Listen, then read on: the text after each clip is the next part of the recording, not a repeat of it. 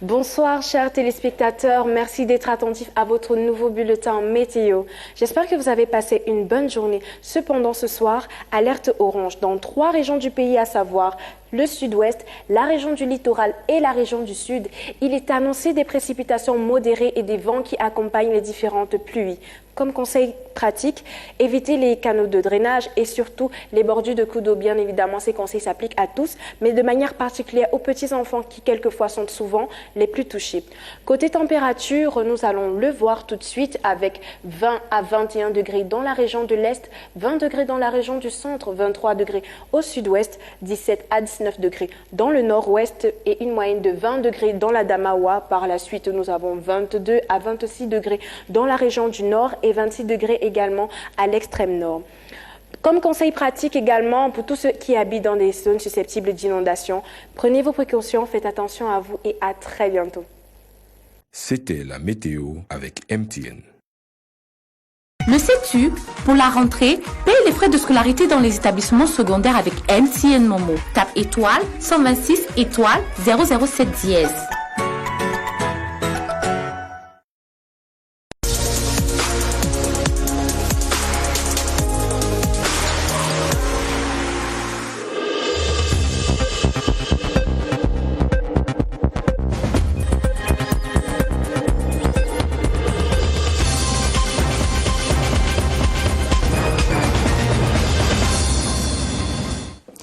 Mesdames, Messieurs, bonsoir. Voici les titres du journal. Un chiffre extraordinaire, 38 ans de magistère pour le président Paul Biya. Ce soir, arrêt sur ce jour historique où tout a commencé. Évocation du 4 novembre 1982. C'est dès l'entame de ce journal. Un chiffre qui l'installe à la tête de l'Association des communes et villes du Cameroun. 198 voix pour Augustin Tamba, élu au terme de l'Assemblée générale élective d'hier mardi. Nous revivons l'élection dans ce 20h30.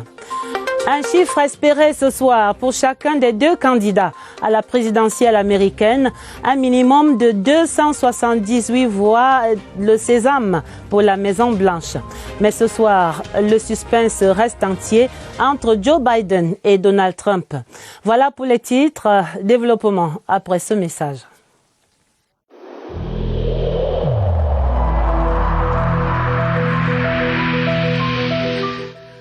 Il est essentiel que les mesures qui ont été indiquées soient absolument respectées par chacun de nous. Lavez-vous régulièrement les mains à l'eau et au savon ou à l'aide d'un gel hydroalcoolique. Restez à au moins 1 mètre de distance des autres personnes, surtout si elles toussent, éternuent ou ont de la fièvre. Si vous avez de la fièvre, de la toux ou des difficultés à respirer, consultez un médecin.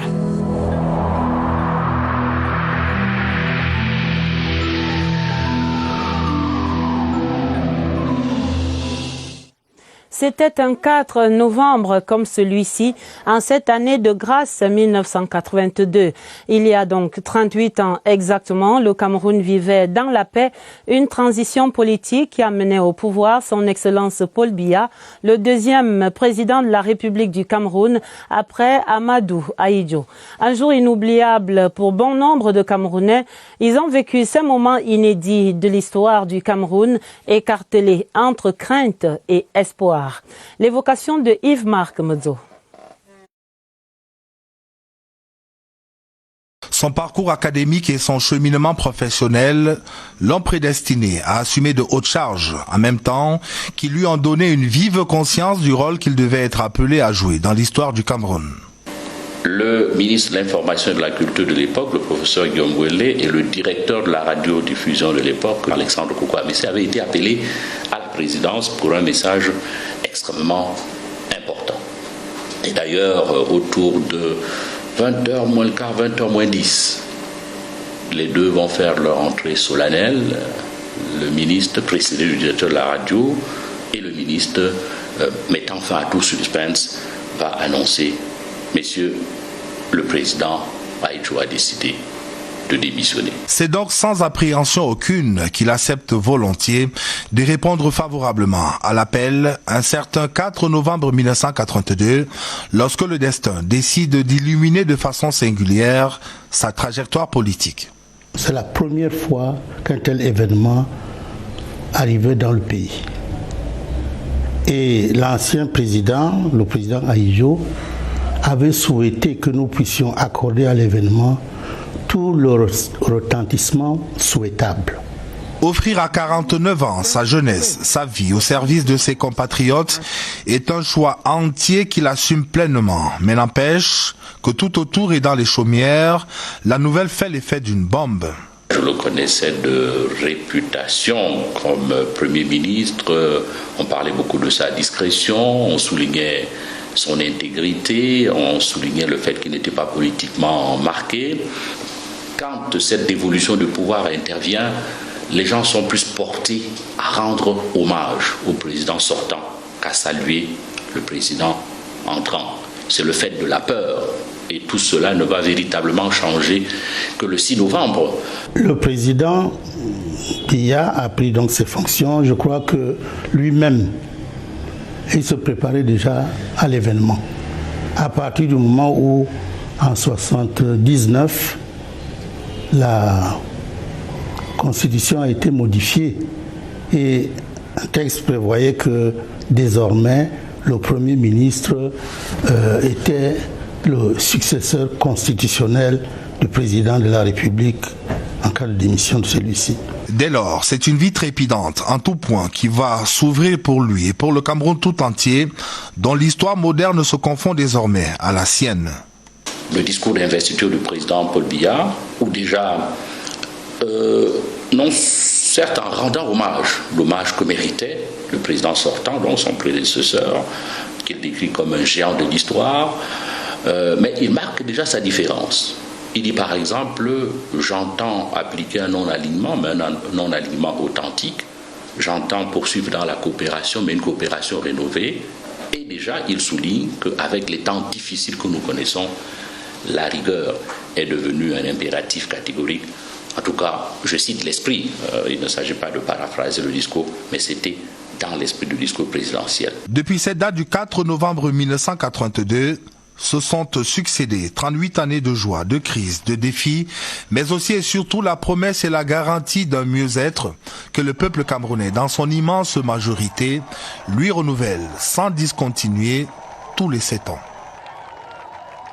Le récit des 5 et 6 novembre 1982, ce sera dans nos prochaines éditions avec naturellement le clou le 6 novembre célébré à travers les régions du pays, le jour de l'accession à la magistrature suprême du président de la République, son Excellence Paul Biya. Dans l'actualité également immédiate, le directeur de cabinet des services du Premier ministre chef du gouvernement, Balungeli Confiance Ebouné, annonce que sur très hautes instructions du président de la République, son Excellence Paul Biya, le Premier ministre chef du gouvernement, Chief Dr Joseph Dion Ngouté, représentera le chef de l'État aux obsèques officielles organisées en hommage aux élèves assassinés le 24 octobre 2020 à Mode Francisca International Academy Fiango dans la ville de Kumba. Cette cérémonie se tient demain jeudi 5 novembre à Kumba, département de la même région du Sud-Ouest. Kumba, qui se prépare donc à enterrer ses morts demain jeudi. Le Premier ministre chef du gouvernement vient d'arriver ce soir à Boya, le chef-lieu de la région du Sud-Ouest. Nous tentons immédiatement de joindre là-bas notre envoyé spécial, Laurentine Bokono, est dans la suite du Premier ministre chef du gouvernement. Pont sur le Mungo, un haut lieu de ralliement dans l'histoire. Cet après-midi du mercredi 4 novembre 2020, il est 16h30 lorsque le Premier ministre chef du gouvernement et l'importante délégation qui l'accompagne sont accueillis par le gouverneur de la région, Bernard Okalia Bilay, et son état-major. Le Premier ministre est en route pour Kumba, département de la Mémé, où il représente le chef de l'État Paul Biya aux obsèques officielles organisées en hommage aux élèves assassinés le 24 novembre 2020 hameau de Francisca International Academy, situé au quartier Fiango, dans la ville de Kumba. Cette autre marque de compassion de la République survient quelques jours seulement après le deuil national observé le 31 octobre et le beau geste du couple présidentiel aux familles endeuillées pour l'organisation des obsèques dignes aux élèves assassinés. C'est un autre marqueur d'importance dans la gestion de cette crise au regard de l'importante délégation qui accompagne le Premier ministre chef du gouvernement. Elle est composée de 6 membres du gouvernement. Il s'agit des ministres de l'administration territoriale, de la santé publique, de l'éducation de base, des enseignements secondaires, de la femme et de la famille et des affaires sociales.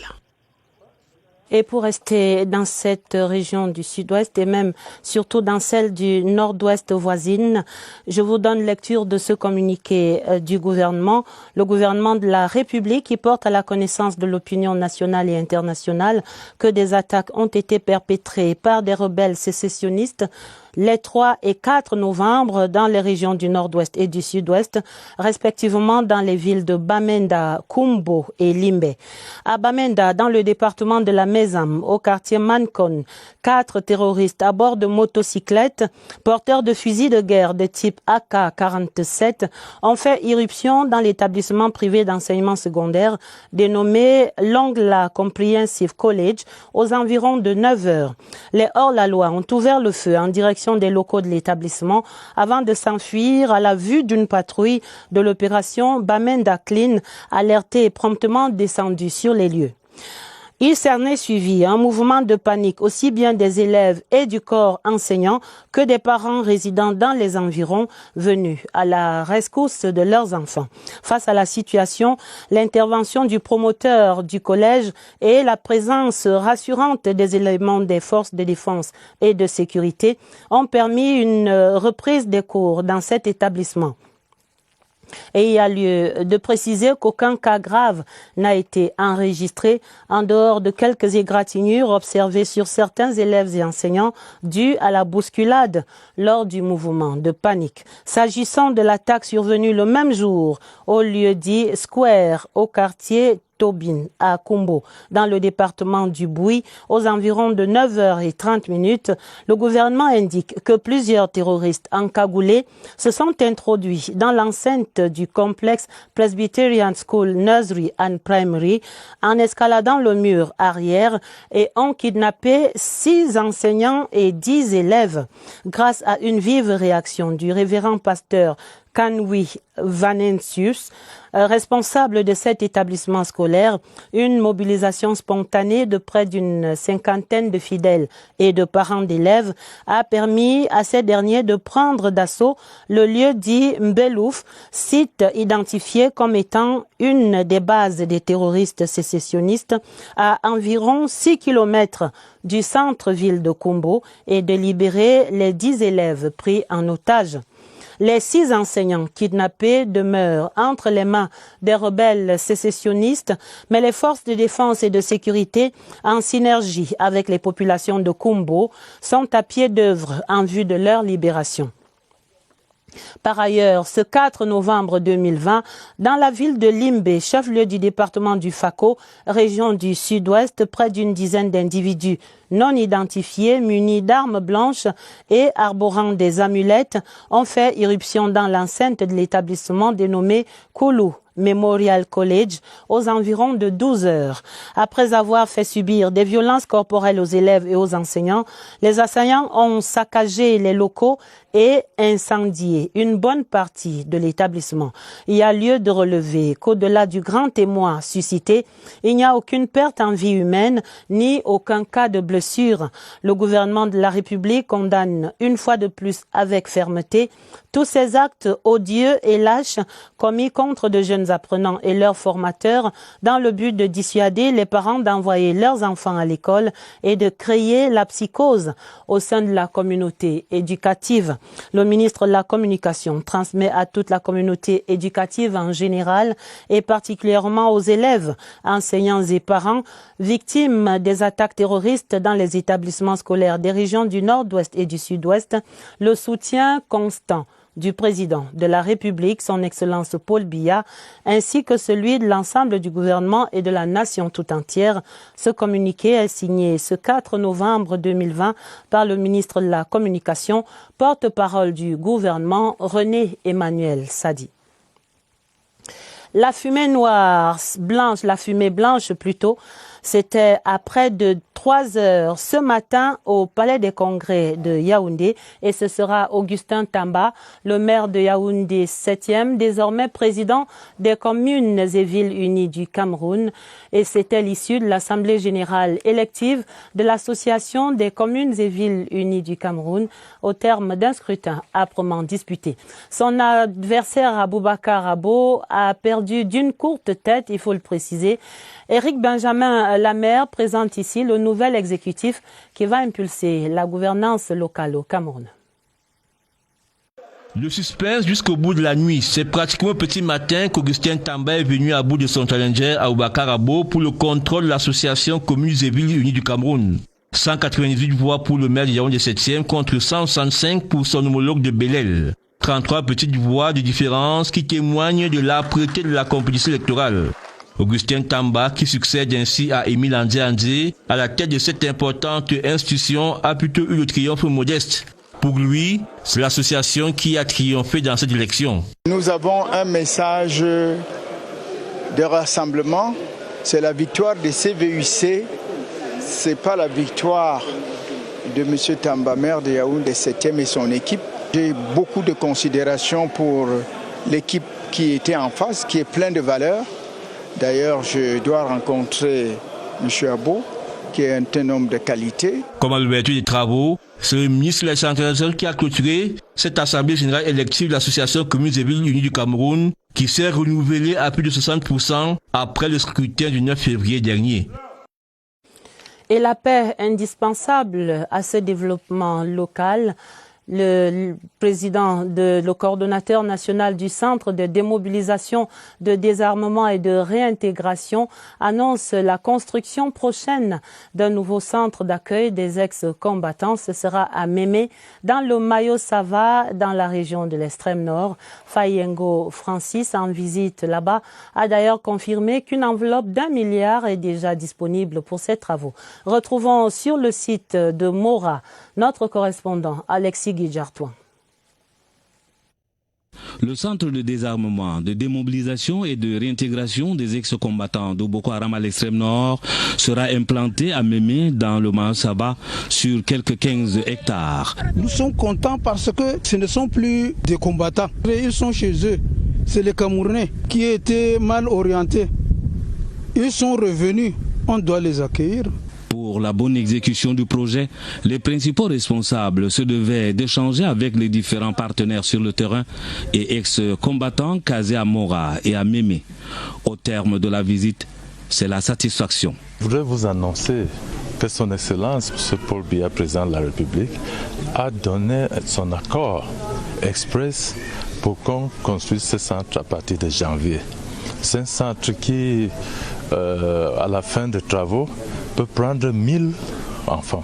Depuis sa création, le centre a encadré quelques 260 ex-combattants de Boko Haram et l'équipe est venue à leur rencontre avec les mains chargées de cadeaux. Ouvrons le dossier de la rédaction pour questionner ce soir un état de fait, un non-dit qui gouverne de nombreux secteurs d'activité au Cameroun. On l'a joliment baptisé la tolérance administrative, sorte de loi non écrite qui, au départ, devait aider ces acteurs à se mettre rapidement en règle avec la législation. Mais très souvent, ces promoteurs des radios-télévisions privées, des sociétés de gardiennage ou d'autres entreprises s'installent durablement dans l'illégalité autorisée. État des lieux, Oswald Modon. Le spot ne croit pas si bien le dire. C'est sur la bande passante que les embouteillages ont élu domicile. Et voilà des années que ça dure. Des chaînes de radio, il y en a presque à toutes les fréquences. Comme si c'était la chose du monde la mieux partagée. Que non. Nombre de promoteurs s'aventurent dans ces secteurs profitant des fréquences qui sont libres. Ils s'accrochent sur une fréquence libre et bouf, ils commencent à fonctionner. C'est là l'un des effets immédiats de la tolérance administrative. Ce n'est pas cadré par une loi, ce n'est pas une obligation, c'est juste de la clémence de l'administration. Bon, disons qu'on peut dire le laisser-faire de l'administration. Au nom de cette même tolérance administrative, les églises ont le vent en poupe. La foi est plus que jamais visible dans toutes les rues. Une congrégation religieuse est assujettie à une autorisation délivrée par le ministère en charge de l'administration territoriale. Les sociétés de gardiennage, effectivement, sont assujetties à une autorisation délivrée par le ministère en charge de l'administration territoriale après avis donné par la présidente. Vous avez dit toilettes publiques gratuites dans les agences de voyage à d'autres. Une fois, j'ai demandé à quelqu'un qui tenait, le responsable de la propreté de cette toilette, et il m'a fait savoir que l'argent qu'on payait, ce n'était pas destiné aux agences, mais à l'entretien plutôt de cette toilette-là. La mise à l'écart de cette loi non écrite, c'est ce que beaucoup préconisent pour un retour à l'orthodoxie, dans ce cafouillage où chacun en fait presque à sa tête. Pourtant, les lois de la République sont votées pour être respectées. Par ailleurs, la modernité vers laquelle vogue le Cameroun suppose le respect des normes édictées pour imposer un minimum d'ordre et de discipline au sein de la société. Sinon, ce sera l'anomie et le chaos. Un impératif pour le salut collectif. Rodrigue Bertrand-Tchenou. Les concepts de normes et de règlements renvoient aux règles qui régissent l'action des individus à l'intérieur des sociétés. Ils ont pris une importance singulière dans les sociétés dites modernes, ces formes de collectivité marquées par l'industrialisation, l'urbanisation ou encore la rationalisation technico-scientifique. Normes et règlements y sont d'une impérieuse nécessité. En éliminant les conflits, ils assurent la cohésion sociale avec quelques précautions toutefois. Les tenants de pouvoir fixent, n'est-ce pas, les canevas,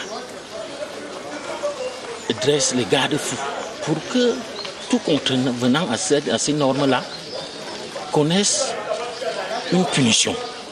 Alors, on doit éduquer l'homme à respecter les normes pour que demain, c'est d'aujourd'hui, c'est des hommes d'aujourd'hui qui ont accepté, donné, faire ces normes-là, puissent avoir une société meilleure demain. Normes et règlements font donc partie de l'ADN des sociétés. Tout à fait autre chose dans le journal, une synergie nationale pour combattre la cybercriminalité est en construction au forum ouvert hier à Yaoundé. Les travaux sont présidés par Madame le ministre des Postes et Télécommunications. Les enjeux de la rencontre avec Irène Ndjanafouda.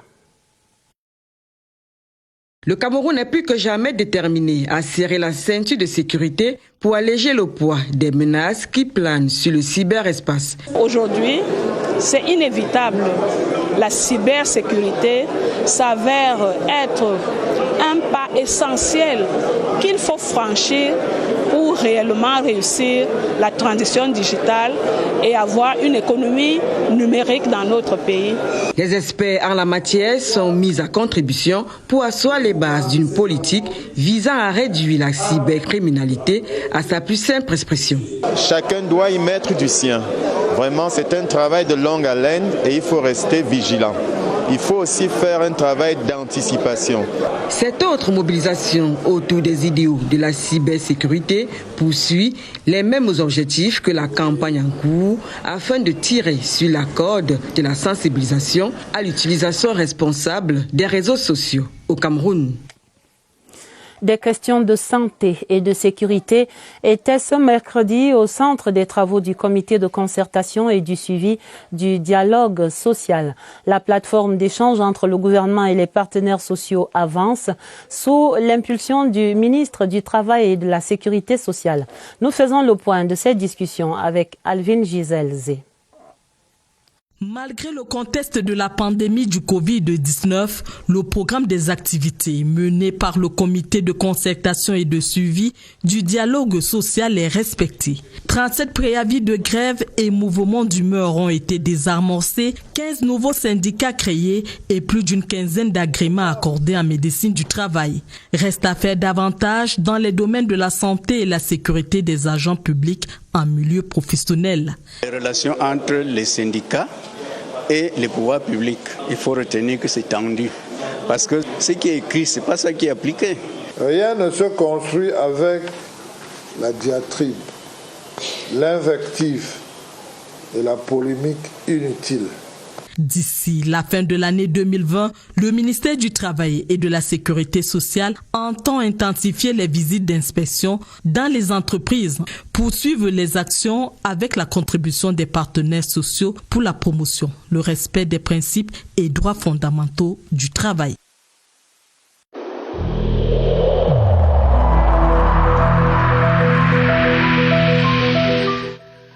Le port du masque dans l'espace public restera obligatoire jusqu'à nouvel ordre.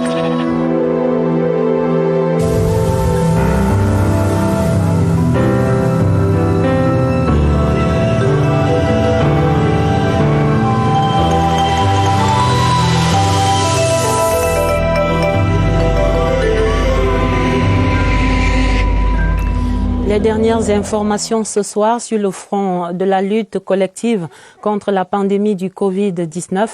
Les experts persistent et signent. Le virus est bien transmissible pendant l'acte sexuel, mais non pas par voie sexuelle. Nous allons retrouver immédiatement notre correspondant sur place au centre de Messa, Évariste Eyenga, et en compagnie du professeur Robinson Bou au centre des opérations des urgences de santé publique. Bonsoir messieurs, expliquez-nous donc encore cette transmission du Covid-19 pendant l'acte sexuel.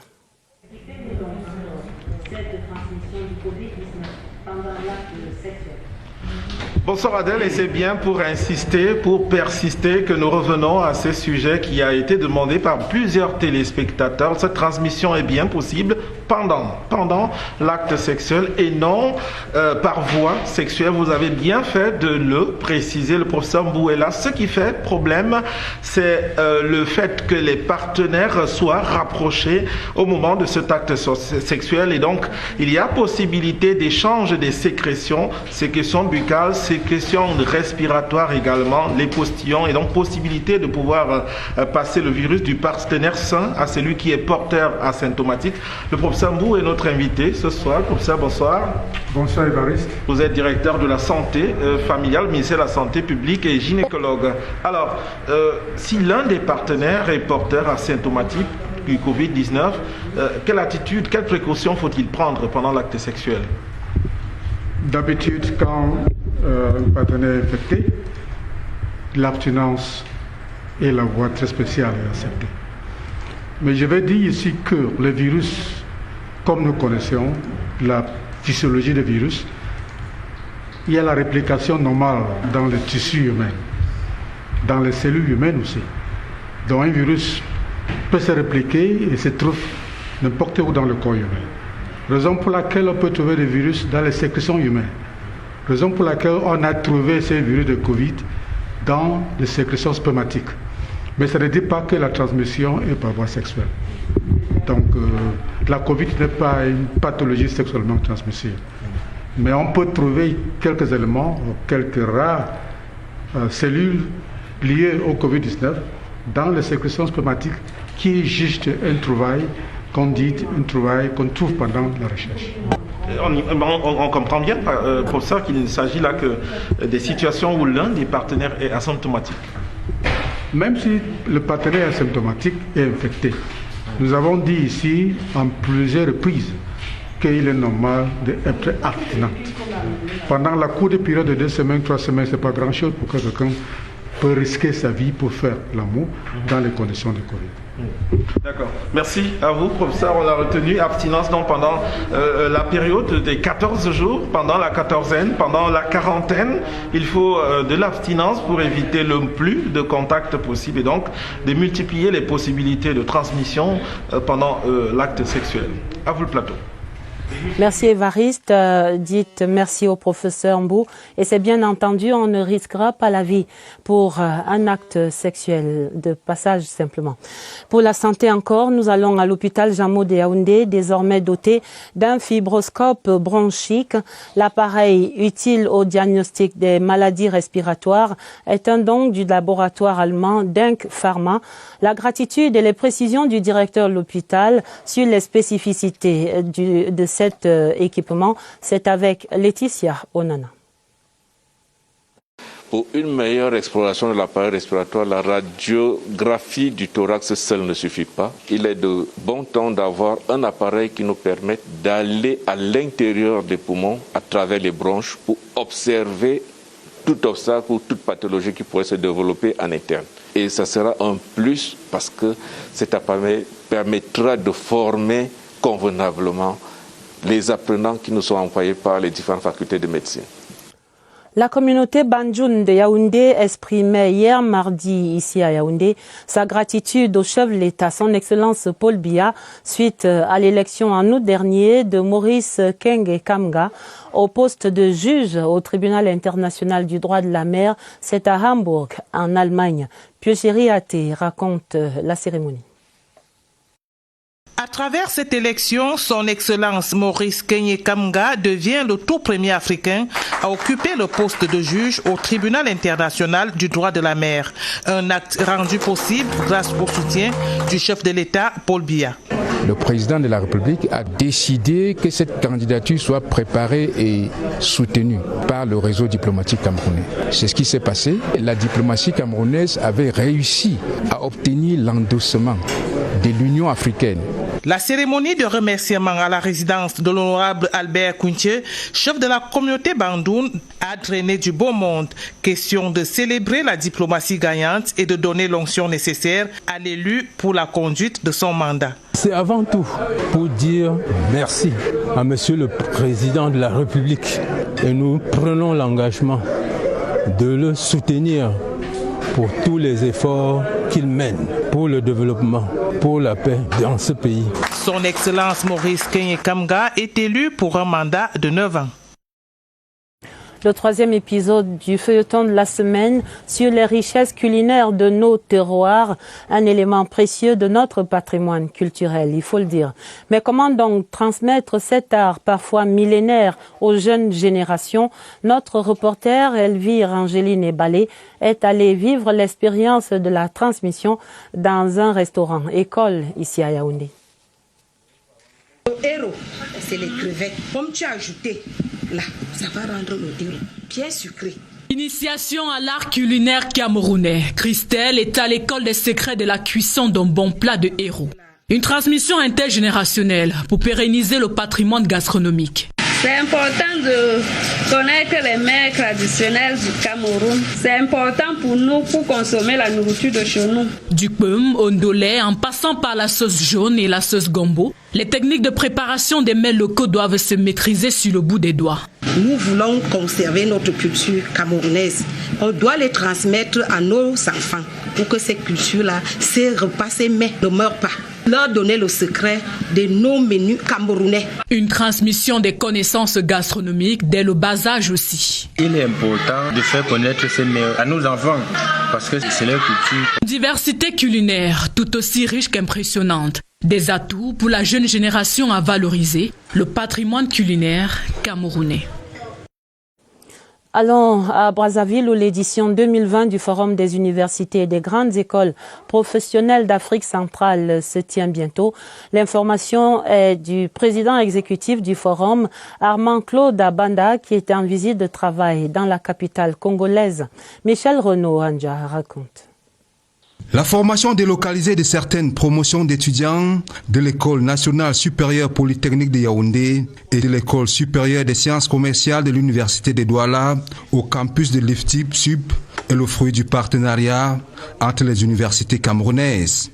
La cérémonie d'accueil des étudiants de ces deux établissements à l'IFTIP SUP a donné l'occasion à Armand Claude Abanda, le PCA de l'IFTIP SUP, de saluer ce partenariat. Nous allons mettre en œuvre ce partenariat-là. Ces jeunes qui rentreront dans le cadre du partenariat que Polytechnique a avec l'IFTIP SUP sous l'égide de l'Université de Yaoundé. Les jeunes qui ont bravé le concours d'accès à l'IFTIP SUP et SEC, nous les rassurons de ce que ils sont des étudiants de l'ESSEC à l'IFTIP SUP. Autre articulation, la remise des diplômes aux étudiants des promotions 2017 issus des filières télécommunications et réseaux, ainsi que ceux des filières comptabilité et finances. Cette rentrée académique marque une nouvelle ère pour l'IFTIP SUP. Dans ce domaine des savoirs, le colonel Didier Badjek est désormais titulaire d'un doctorat PhD en sciences politiques. C'est après la soutenance de sa thèse intitulée « Une architecture de paix et de sécurité en Afrique face aux menaces asymétriques ». Le jury, présidé par le professeur Joseph Vincent Ntouda Ebodé, a décerné une mention honorable à ce travail. Reportage à l'Université de Yaoundé 2, Étienne Pascal Azegue. Face à la menace terroriste de plus en plus pressante en Afrique, le colonel Didier Badjek propose une architecture de paix et de sécurité qui va au-delà du maintien de la paix. Ce que j'ai essayé de démontrer, c'était de s'ancrer dans le parcours historique des armées africaines et les exposer face aux menaces, la difficulté, la fluidité de la menace actuelle et de faire des propositions qui sont d'ordre stratégique, politique et tactique. C'est le thème central de la thèse soutenue publiquement par l'ancien responsable de la communication au ministère de la Défense. Devant le jury constitué d'éminents enseignants de sciences politiques et de géostratégie à l'université de Yaoundé 2. Pour qu'on ait une armée efficace, il faut également qu'on ait une pensée efficace. La thèse pense qu'il faut une Afrique de la défense. Après 34 ans de service dans les forces armées camerounaises, le colonel à la retraite Didier Badjek reçoit un nouveau grade, celui de docteur en sciences politiques. Dans la suite du journal, ce télégramme officiel du président de la République, son Excellence Paul Biya, adressé à son Excellence Vladimir Poutine, le président de la Fédération de Russie à Moscou. Le président Paul Biya écrit « Monsieur le Président, il me plaît de vous adresser au moment où votre pays commémore ce 4 novembre la fête nationale de l'unité de la Fédération de Russie, mes vives et chaleureuses félicitations. J'y joins mes vœux de santé et de bonheur pour la nation russe. J'émets le vœu en cette solennelle circonstance et grâce à notre commune volonté de voir les excellentes relations d'amitié et de coopération qui existent entre nos deux pays se consolider et se redéployer toujours davantage. Veuillez agréer, Monsieur le Président, les assurances renouvelées de ma très haute considération. La Fondation Orange auprès des populations sinistrées de Ngouaché, c'est dans l'arrondissement de Bafoussam, 3e région de l'Ouest. C'est à travers un don d'un centre de santé intégré et d'un forage. Christelle Kémonier de CRTV Ouest raconte la cérémonie de pose de la première pierre de ces deux ouvrages. La Fondation Orange Cameroun, dans son élan humanitaire, imprime sa marque en faveur des sinistrés de Ngouache. À l'occasion du premier anniversaire de ce drame, l'entreprise a procédé à la pose de la première pierre du centre de santé et du forage.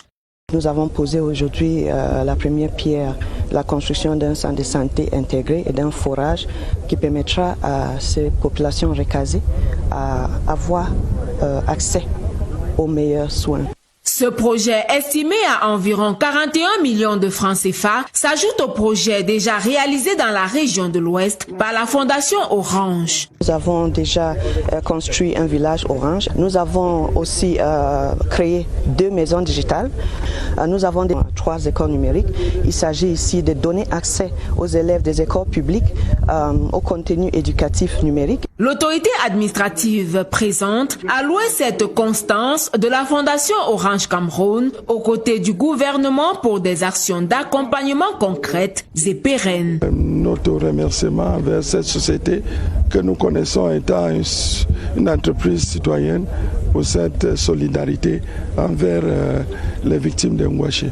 Les sinistrés, pour leur part, ne cachent pas leur joie. Avec ce centre que Orange Cameroun est en train de nous offrir, franchement, ça va faire en sorte que chaque Bamougoum soit dans sa peau. Ça va beaucoup nous aider. Nous sommes très fiers. Je dis merci.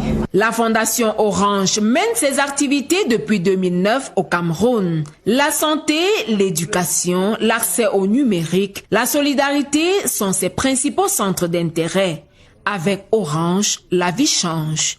Les sinistrés de Ngouaché et les populations de Bamougoum en sont témoins. Le pays de l'oncle Sam retient son souffle et attend qui donc de Donald Trump ou de Joe Biden recevra les clés de la Maison-Blanche au terme des résultats de l'élection présidentielle d'hier mardi. Le suspense demeure total 24 heures après le scrutin et les analystes appellent à la plus grande prudence. Jean-Pierre Congé. 24 heures après la présidentielle américaine, la vague bleue annoncée par les sondages n'a pas déferlé comme prévu. Donald Trump et Joe Biden sont au coude à coude. Les résultats déjà annoncés tournent pratiquement autour de 50-50 pour les deux candidats. Il y a un certain nombre de mutations profondes qui ont lieu au sein de la société américaine et qui rejaillissent sous forme de votes qui semblent, pour cette élite-là, inexplicables. Le sort des deux candidats repose désormais sur 9 États qui totalisent 101 grands électeurs. Alaska, Arizona, Géorgie, Maine, Michigan, Nevada, Caroline du Nord, Pennsylvanie et Wisconsin. Et du coup, les analystes appellent à beaucoup de prudence. Peut-être nous pourrions avoir une surprise entre toute la sympathie qui a été manifestée pour Joe Biden pourrait ne pas se concrétiser au niveau des grands électeurs. Ce qui a pour conséquence de provoquer une certaine montée de fièvre au pays de l'oncle Sam. Il y a aussi un climat un peu électrique qui a été créé par le président Trump autour de l'acceptation des résultats. Donc tout ce que l'on souhaite, c'est que l'Amérique ne perde pas son rôle moral en tant que leader de la démocratie à travers le monde. Dans tous les cas, l'on n'est pas loin du scénario Al Gore-Bush de 2000.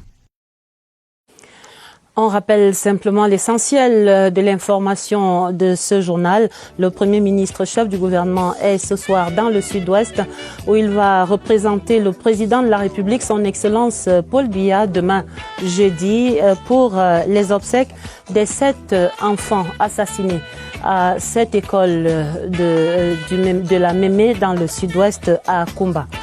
Et on retient également, c'était aujourd'hui le 4 novembre, l'évocation de ce jour de la démission du président Ahidjo où il passe la main au président Paul Biya qui entame ainsi son magistère de 38 ans aujourd'hui. La fin du 20h30, le journal était préparé avec la collaboration de Cyril King-Mbepe et de Augusta Ngononga. Un autre journal, ce sera à minuit, présenté par Gilbert Ongeni et Georges Marcel Messila.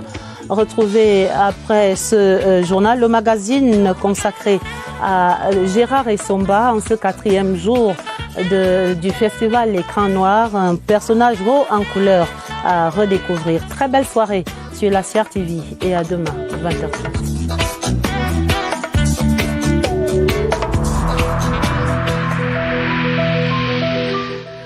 Évitons de stigmatiser ceux qui sont atteints par la maladie.